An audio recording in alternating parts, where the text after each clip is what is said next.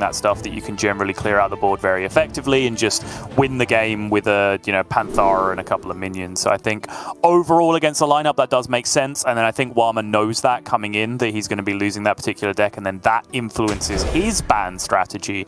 I am kind of curious to see players on the ban Rogue train, because we talk about this a lot. Rogue kind of has this theory craft best deck in the game status, right? But no one's actually reached that point.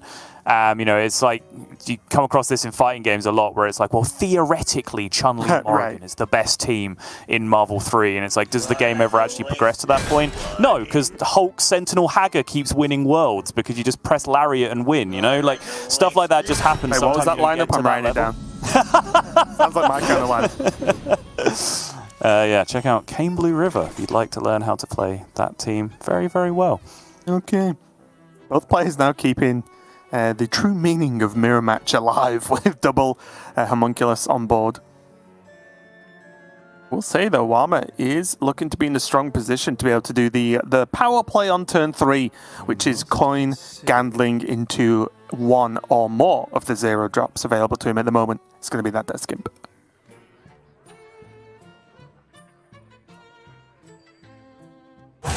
Quickly. It will, to an extent, actually negate the infuriating health total of the homunculus on J4's side, right? If he's just already ahead with 4/4s. Or at least equal. Yes, you would certainly think so. This is an awkward opening for J4, it has to be said. He was going first with homunculus, which is great. You love to see that. You love to see it a little bit less when your opponent responds in kind. And certainly it does seem like Warma is going to have the first really explosive power play. I did like your little looking for Void Touched Attendant, but honestly, probably not the matchup to be running that, because I think, if anything, this is the matchup where a lot of the time Void Touched Attendant in the early game in particular is just a 1-mana 1/3, right? Because it's very rare that you get to just stick a whole bunch of minions and attack face with them in this matchup. It is a luxury that's increased a little bit because of the homunculus that J4 has waking up first. But sooner rather than later, there's going to be a homunculus on the other side of the board as well that's going to be blocking that Void Touched Attendant from doing anything particularly useful. And that homunculus is the reason why I really would like to see the Traveling Merchant this turn. It's big enough to just be a threat to the homunculus waking up, although it means he doesn't get to hero power, doesn't get to do any of the fun stuff this turn. I think just getting the first big minion active is very important here, especially because we can see what's waiting for J4 on the other side in Warma's hand. Quickly.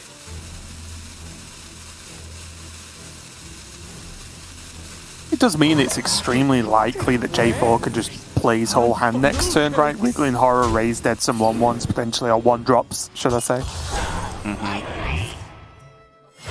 And there's the turn. Alright, no additional 0-drop, no Raise Dead picked up here for Warma, so it's a relatively weak coin gambling. If you are keeping that play, you would generally hope that you pick up additional resources to go along with that turn. You would also hope that you can stay connected to the game for long enough to execute your turn, but looks like we have recovered very quickly. Just in time to see a very nice pickup of the Gordon Orc Merchant from J4, because that is a very useful card to be able to trade some of this board state down.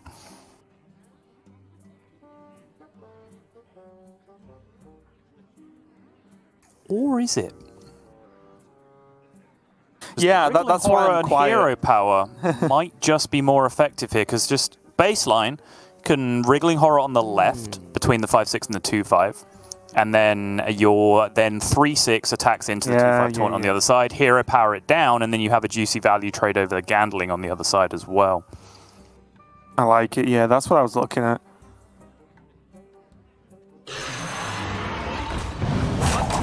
Looks pretty solid, right? Because it's not as if Warma's on no cards and all J4 has to worry about is 1 4/4 per turn, right? Like, he could be staring down a few.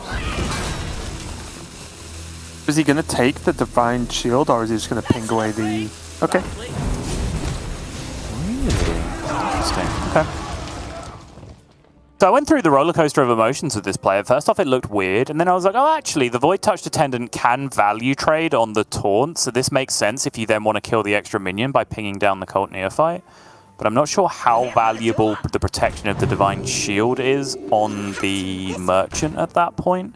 Because as it stands, yes, it prevents it from being traded by the Cult Neophyte, but in the other play world, that Cult Neophyte would just be dead to the hero power anyway, right? And would not be doing this in this scenario. So. And also, even if it did die in some respect, Raised Dead is there, although there's more than just the Merchant in the pool, it's still a reasonable follow-up. Oh, okay, well, this turn starts off pretty simple. Yeah, I think this is a good decision. I think you certainly want at least one of those back. Okay. Probably want to dodge the Homunculus at this point as well, and does so. You can a little bit too slow to be investing 2 turns into the future. Snipe with the Gordon there on the 3-1, and the 1-1 if he really wants to. Yeah. And go really I think wide that's with Wriggling. Why he traded the Org Merchant to begin with, right? I think this was priority, getting an Org Merchant back to be able to deal with the 3-1. I wonder. That's an upgrade. Probably. Traveling Merchant's doing work, isn't it? Really what's causing Warma to feel like, at least at first glance, he's slowly slipping away. Really a trade? Disgusting. Could have hero powered the 1-3 and then finished it off with the other Gordon, right? Choosing to go with Divine Shield instead, a little bit more defensive. But that's a lot of damage not pushed to face. But it's a clear board, it's 4 minions in play. It's a pretty good looking situation. You here for the tour? Tour Guide does allow Warma to get a little bit more work done this turn and empty some of this hand. Now have to just be okay with leaving the Neophyte there though. You get 2 draws off this second Voracious Reader, but he is falling behind pretty quickly. And also, don't forget, that's now double Void Trust on board. Yes, it is. That draws nothing. That's a River Croc.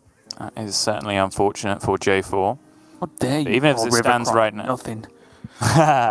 Even if it stands right now, this is, what are we looking at? 15 plus the hero power, 19 damage. I wonder. Probably not enough to go outright face in this position.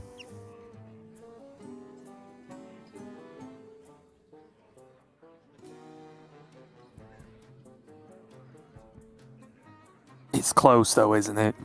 I guess adding in the Wriggling Horror, it's actually 21 in total, which maybe even is enough. I think it is, honestly. Because he has the Merchant, which requires so much to just kill that one Merchant. I think it's worthwhile. That'll buy you enough times for hero powers anyway. Fair enough. It's respecting the board, though. And to no one's surprise, leaving the Void Touch done. It's like, no, you can stay. 4 damage he just threw at a 1-1. That's an Eviscerate he just threw at a 1-1 that turn. Disgusting.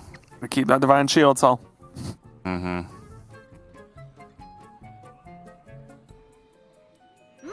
their magic.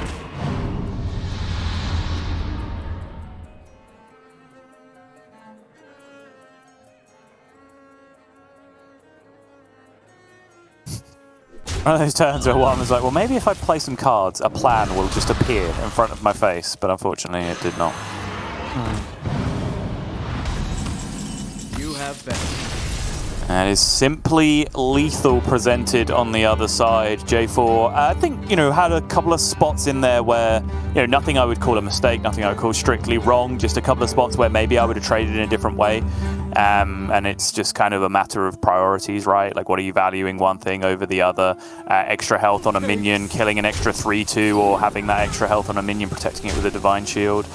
In the end, I did like the turn at the end where the temptation, of course, when there's that many Void Touch Potentials on board, Yeah. to ship it all to face. But I think we talked about this a lot yesterday, right? Is because both decks are so aggressive, what that means is that it boils down to a very board control-y matchup, and I think J4 recognized that pretty well. Didn't get greedy in the end, just kept control of the game in as disciplined a way as he possibly could, and it ended up being a quite straightforward victory for him. Yeah, now things might continue to be a little bit rough for Warma. He's going to see Demon Hunter from J4, the hybrid, which is the most common one by far this week, going up against that Shadow Priest once again. And although we did see Shadow Priest take a victory a little bit earlier on in that matchup, I believe. Yeah, and match 1 with Jarl versus Falcane. It's definitely not the common outcome, is it, right?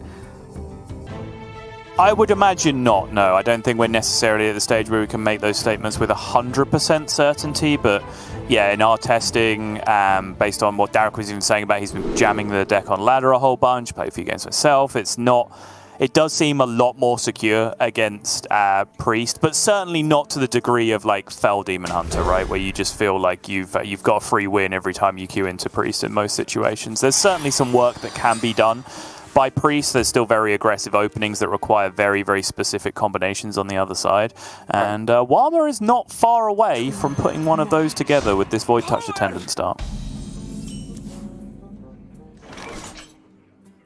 Yeah, it's not looking too bad with Deceptor and such to follow up with, but J4 does have weapon. He has Final Showdown to go for this turn if he really wants, but I think most importantly, he has that Spectral as soon as he's played his quest out. Honestly, all he really does is need to get just to that early Brute, even if it's just one, and that should buy him a ton of time. Yeah, this is the play I was debating, though. When he said, you know, as soon as he plays that quest, he'll have Spectral Sight lined up. But that's the question as to when he's playing that quest, because this is something that you can try, right? I'm generally against doing this kind of thing against Priest because there are multiple ways it can go wrong. Colteron Chaplain, Wriggling Horror, but even Raise Dead, right, is something that kind of takes you away from doing this because, you know, for 1 mana it just comes back again on a following turn. So, you know, personally, it's a gimmick that I don't try to rely on too much. Generally, I think just getting on with your game plan as Demon Hunter and just eventually a plan will come together, whether, you know, be in different decks, it's just a big AoE clear with Immolation or a Fellscream Blast. In this deck, it can be that or it can be Brutes just to throw them in the way.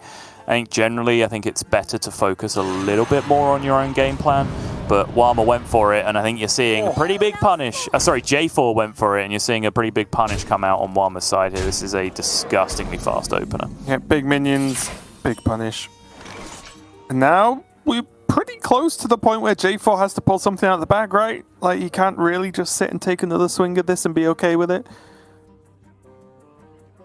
Yeah, what have we got on the other side? 8 showing plus 4, 12, plus a hero power is 14, plus 1 on the hero power is 15. That's a lot of damage. I do believe it is. And also, importantly, it puts him down to a multiple of 2 in health, right? A 4 left. I see. Dari Studies is a good discount. Still has coin available. He could Studies into Spectral Sight again, for example, and then coin Spectral Sight. Problem is then the mana that he needs to spend on Philosophy, since they were not discounted. They will never catch Get Sigil Runner. It's not the Sigil. And it got a Sigil, it kind of makes sense. Yeah. Double jump, thin by 1 card, needs to cycle this into exactly a Brute. Nah, didn't find it. If he was able to cycle that into exactly Brute, I believe Brute was 0 at that point, so he could have still gone coin Philosophy, double Brute, which probably would have been enough to be game winning at that point. But you see the huge sigh of relief from Warma as he realizes he is not getting Bruted that turn. And now that's probably too much damage coming through, because even if Brutes were to be drawn now with the Sigil of Alacrity play, it would be a very impressive turn for J4 to get Brutes down and find Moarg and duplicate Moargs and play those and a Fellscream Blast to be able to heal up for a significant amount as well. It might be enough if he just finds Moarg and just is able to clear up the board that way, but I think Warma is making the board suitably wide that it would have to be Moarg Immolation Aura, and Fellscream Blast on its own wouldn't be enough just in terms of clearing potential. Or like Moarg double Fellscream, right, with the Philosophies, yes, but he's just not going to be able to get that in with the mana cost. Consider. Oh, early in the game, and Warma's piling on the pressure. Does have that Raise Dead now with the Deceptor. If he gets another 1-drop to pair with the tour guide. Oh yeah, sorry, it's only Wriggling that was killed. Just a wriggle. Oh, Yep. so early in the game, only 1 minion's died.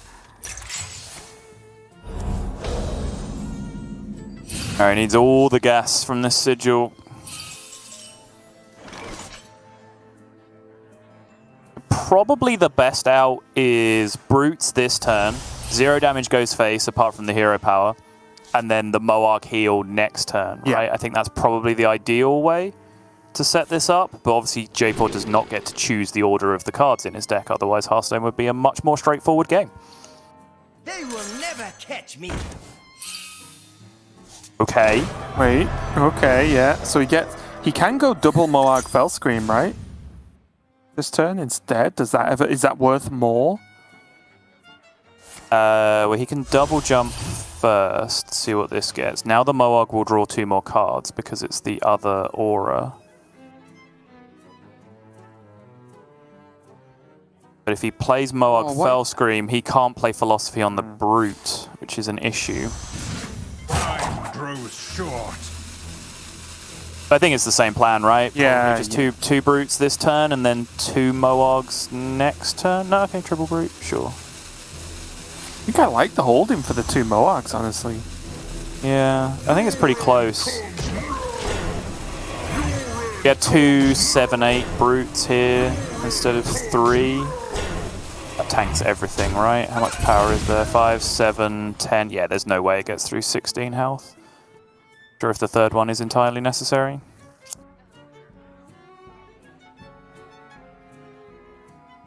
And suddenly, what was looking like one of those priest games isn't.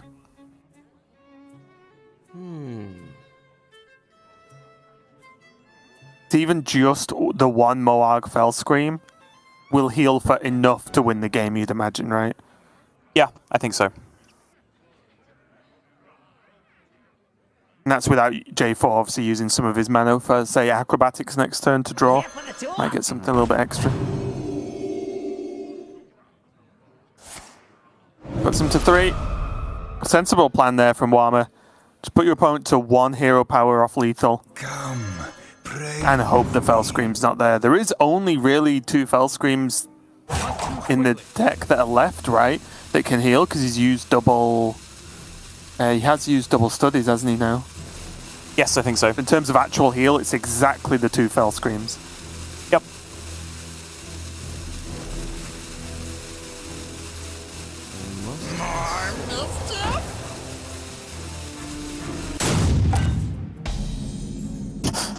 Warma just didn't even get the attacks through in the end. And that just means, I believe, there is just straight up lethal on board, right? Because the Void Touch Attendant was left alive here. So each of these Brutes is attacking. Yeah, 8. it's just lethal. It's just 26 in play with minions. Yeah. Not even with the hero power, right? It's literally just... It's 24 with the 3 Brutes, 2 with the Sigil. It's like, this is probably one of the most common mistakes in the game because you're so defensively mindset, right, with the Void Touched on the other side that you just forget about the idea. Oh, come on! Eric's gonna put you on the list! Oh, J4, you do not want to make that list.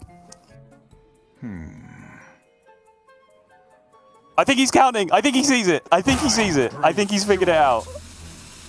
No, he hasn't! No! Disaster! He's not figured it out! You're on the list! The rest of it, you'll figure it out pretty soon, I think. Wait for it. Oh no, he killed it first, right?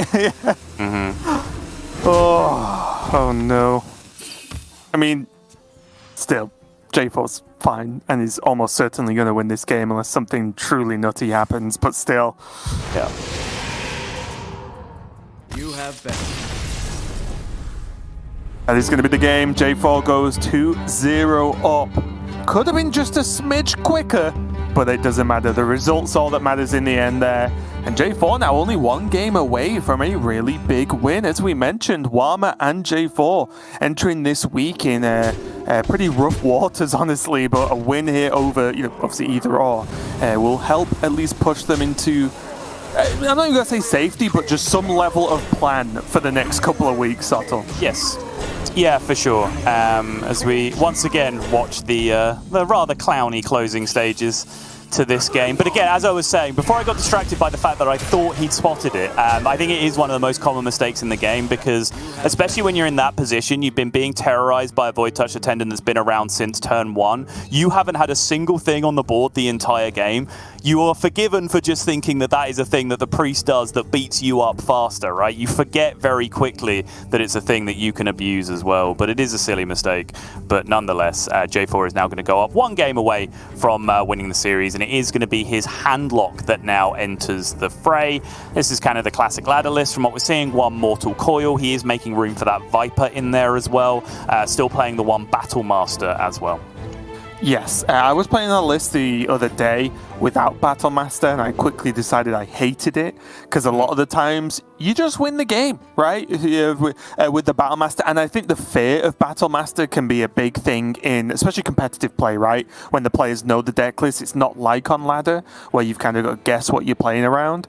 With the deck list open, then if you play a Battle Master, there's a certain level of respect that the opponent has to pay to that.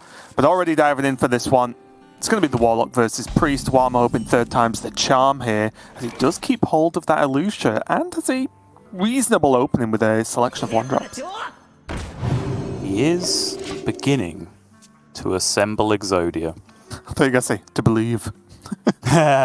He's starting to believe.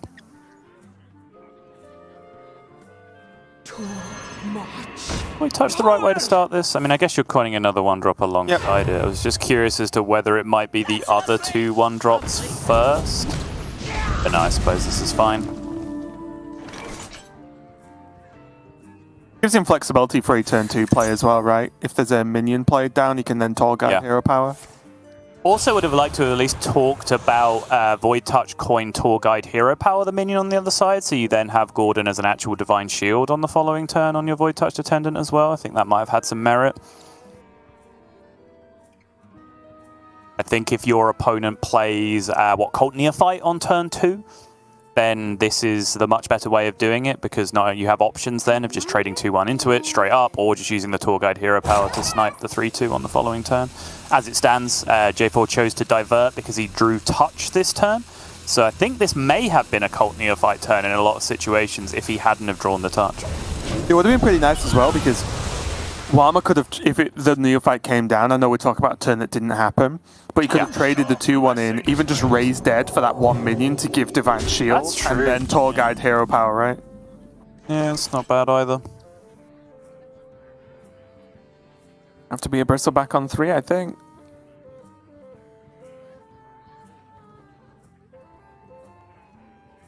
I think J4's already down the road enough to just accept that it's going to be Bristleback, then potentially double Neophyte on 4. Just try and fight for this the old-fashioned way. Oh, if the Bristleback does come down, the answer's so smooth, though. The Tour Guide, shoot it for 2, raise dead, give Divine Shields to one of your minions, and then trade into it, so 0 healing. Curve that into Elucia the next turn. And baby, you got Stew going. Is Stew here? Was a stretch that way. That was a real reach, yeah.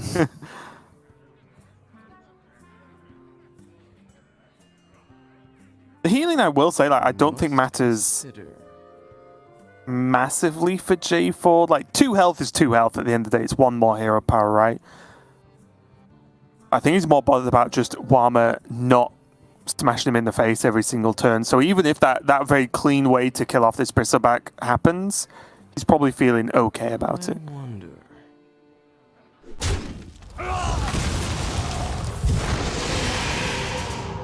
Warma going to give him the 2 health and value the double raise dead and the even more health on a Void Touched. Throw in a fire on that thing and we've got ourselves a party. Ah, in a fire. Imagine. Would you rather play against Northshire Cleric, Divine Shield, in a fire, Circle of Healing deck, or this? This every single time. Interesting. Not even close. Yeah. I said for the longest time the Inner Fire Divine Spirit thing was very, very silly. Didn't mind Cleric though, honestly. Never had a big issue with No Shy Cleric.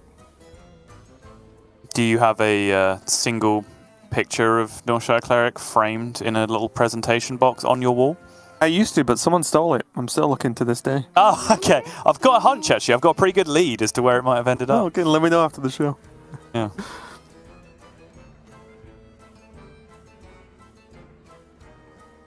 So the way Warma chose to curve this out now allows him to go Tour Guide, Hero Power, Alusha on the following turn, right? If he really wanted to. It's not quite infinite damage yet at this point. J4 has done a decent job of just stabilizing, fighting things off, keeping the health total high enough that he doesn't just instantly lose the game.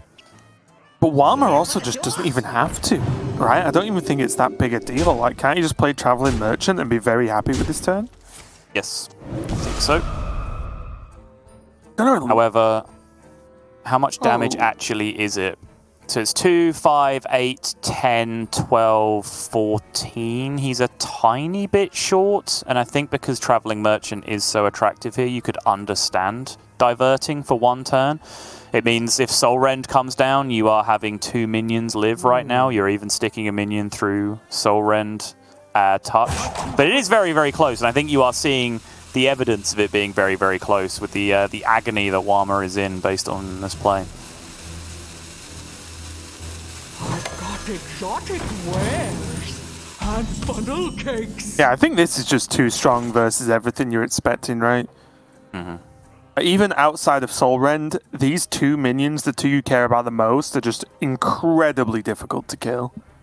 Yep. J4 in this list is not running the Shadow Blast either. It's pretty common now to see 0 in the handlock version. Mm-hmm. So to make up 7 damage out of nowhere is it's a big ask. Yeah, particularly with a hand size this small, right? Because the only realistic way you'd be looking at doing that at this point is with Knolls, and you can see Knoll is the entire turn at the moment. I wonder if...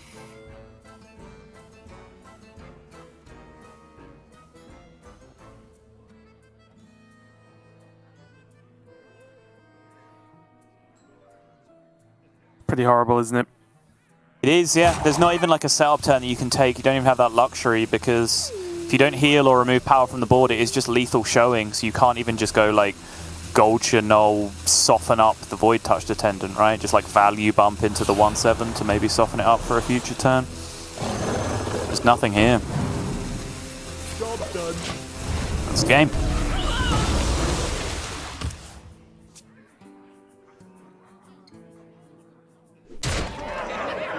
Yep. Just going to push all the damage he needs. Yeah, sorry, I suppose to clarify, in case there are any viewers confused by this, but Sotter, what do you mean that's game? There's not lethal on board. Yes, there absolutely is. It turns out if you have half as much damage on board as your opponent has health, you win the game now. Impressive. Doesn't that sound fair? Reasonable, reasonable. Warma takes the victory with the Priest. As to be expected, although Warlock has the ways to win this handlock specifically, there are just a few too many dead draws. Like even the Knolls, you would think maybe on surface level, well, Knolls, they're cheap and you can trade them and get bored. They're not cheap because you've got to use your cards early. You're not tapping for the first 4 turns of the game. As you can see, like, Warma just won the game on turn 5. Like, there's nothing you can really do, and everything's just a little bit too slow, which is why the fatigue version has normally much better chances, because they just run more removal. They can afford to play a little bit more aggressive with their cards in the early game. They're not relying on reducing giants down or having cheap Knolls. So a good win there for Warma, but he's got to win 2 more if he wants to take the series over J4. J4, of course, only having his Warlock left, which means Warma's going to jump over to his Rogue for the next game. And once again, we are seeing a fairly core list overall for the Rogue. 2 preps in there, 2 One Thieves, 0 Foxy Frauds is the variation. None of that fancy Mancrick business that we were seeing from Tice or Bunny Hopper.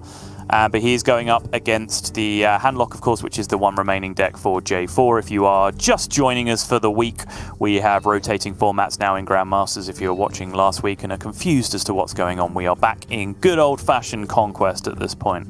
Although I'm not sure that's the right way to describe things, because of the two. Last Hero Standing is actually the older format, but it does feel like, for now, the majority of Hearthstone's competitive history, we've been running the Conquest format. Yeah, and like I said, both players need a big win here, and guess what? Only one player can actually win. So, one player's going to go home a little bit unhappy today. J4. The opening hand again. Mulligan a little bit easier than it is versus Priest, I think. I think the mulligan against Priest, you're just looking for maybe specifically 2 to 3 cards exactly, whereas you got a little bit more time versus Rogue. But Warma, hard keeping the Shroud of Concealment, not too much of a surprise. Have you noticed, Raven, that J4 is a very visible thinker? You know how some people just you can watch them think? Like, I'm sure Warma is thinking just as hard right now as J4 is, but he's very stoic, just looking straight forward. J4, it's hand on chin, hand to head, eyes up, eyes thinking. To the side. Yeah, exactly. It's theatre actor thinking, right? Make sure Rosie can tell that you're thinking right now. If the instrument's out, he's behind you. It's like, no, not that kind. Yeah. Make sure they can see it in the cheap seats.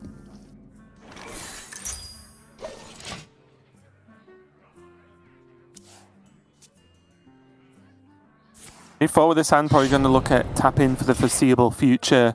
Warma, even with the Shroud, did not hit a field contact or an Octobot, so he's got off to a pretty slow start himself, actually. You get card draw with this? Nope. Yep, so I think doing the right thing with this hand, if you haven't secured anything in terms of a route to card draw, or any way to cycle, or even a field contact or Octobot in hand already, it's usually correct in this kind of scenario to play for a little bit of tempo, especially if that involves One Thief, because One Thief is then yet another way to look for Cram Session, Arcane Intellect, Refreshing Springwater, even Rigged Fair Game in certain matchups. Warma misses on all of those as well, so is still looking for a little bit of card draw to get his game started.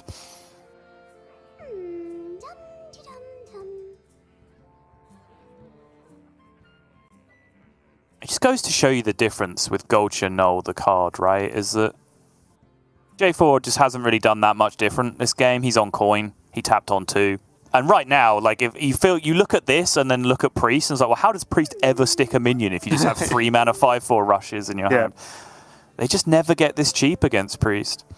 Do you think it might be being close to being cut from the list, though, honestly? I mean, some lists are, right? This week even. Yeah, I guess being an accepted cut from the list across the board is more what I'm after, because they're all right. They're all right. That's about it, though. They're not great. Wow, Raven saying something's all right, sitting on the fence yet again. Don't make me pull up the percentages.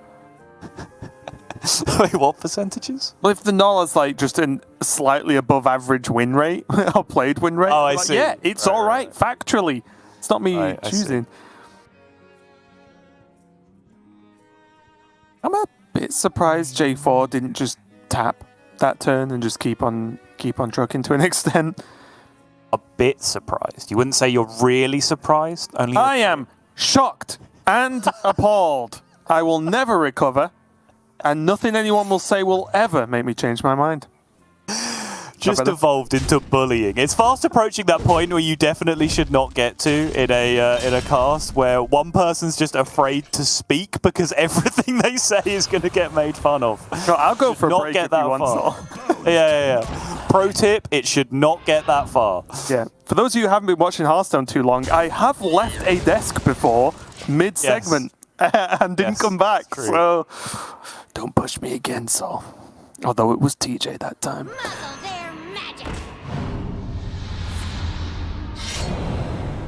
Yeah, seriously, I'm surprised that J4 just doesn't really seem to value the life taps and values his health a little bit more than some other players we've seen in the past. Yeah, very true. Very true indeed.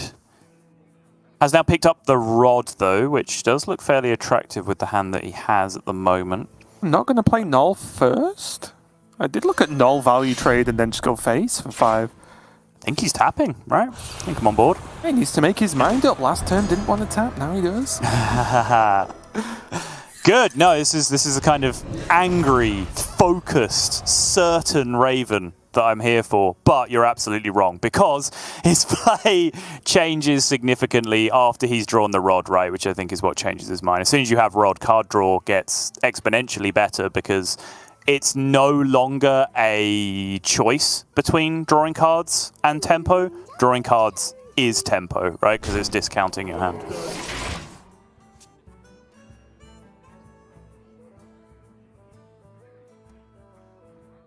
Pretty poor hand from Warma. He's fell into the rogue trap, which is not drawing the good cards. Yep. Been this way since the beginning of time. For many, many eras, it was Gadgets and Auctioneer. It still is. It just costs half as much mana now. And only 1 less attack.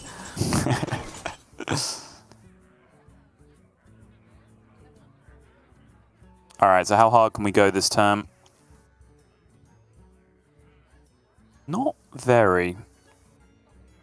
You'd love to get 2 card draws in so that you can play null for 0. That would be ideal, but no real way to do that right now unless you want to cycle the Rustrot Viper. I suppose it isn't bad.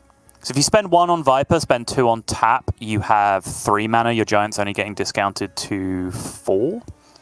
Do you still have coin available? Okay, we can actually go pretty hard this turn. I take it back. Do you think he wants to? Ooh, okay. I mean, that changes things.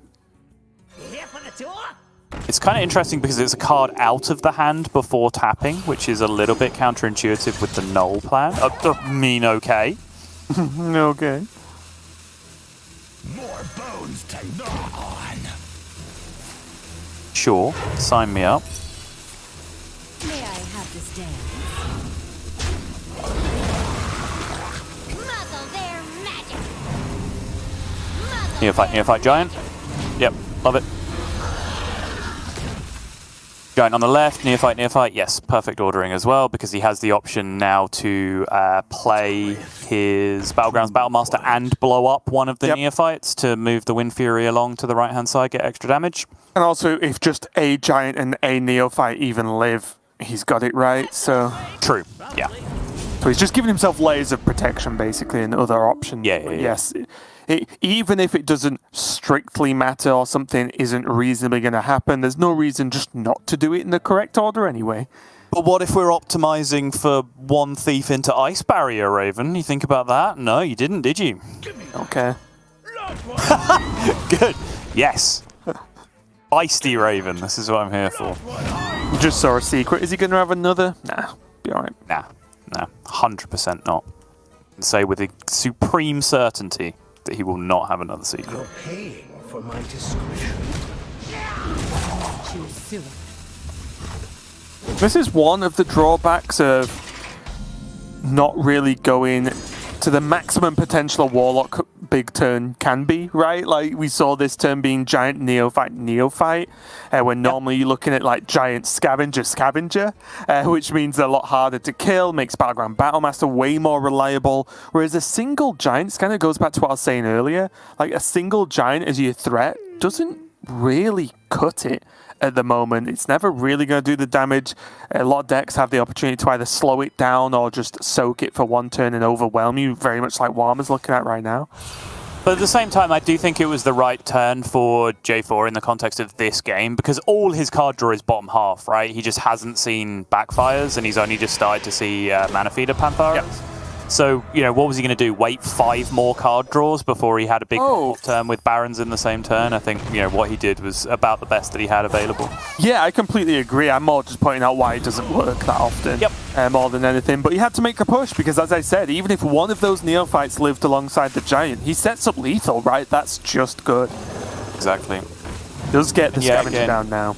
He can, exactly. He can continue to rebuild this board very effectively. 8 goes face with the Giant. Nice. Positioning is once again pretty good for the Battlegrounds Battlemaster, and once again pretty irrelevant because if any 2 of these minions live, he's probably just going to win the game straight up. And also his Bristleback kills any minion right now, so he can sort of shimmy the Battleground Battlemaster whichever way he wants.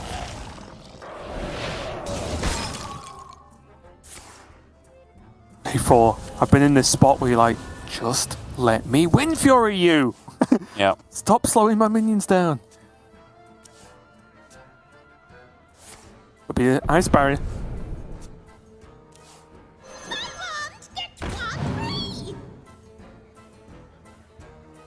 So much card draw. After Warma just going missing with all the card draw early on in the game, he's now just finding it all at once.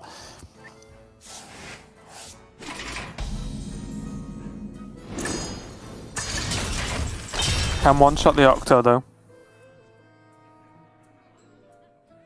Can't. I think he just goes as wide as possible again. It probably holds onto the Battlemaster, of course, but just play everything else this turn. Or close enough to everything else. Yeah, I think that starts with Backfire, because you get that mana back on the Gold Chernobyl anyway, so there's no reason not to do it. You now gain mana on the Gold Chernobyl with the Tour Guide. I suppose it breaks even. Yeah, it's like null mana, right? Yeah, no, it's null mana, yeah. Accidental awesomeness. My usual. I was going to say, I'm not sure you've ever been responsible for deliberate awesomeness in your entire life, Raven. I'll take it. Still awesome. It's still filed under A for awesome, whether it's accidental or not.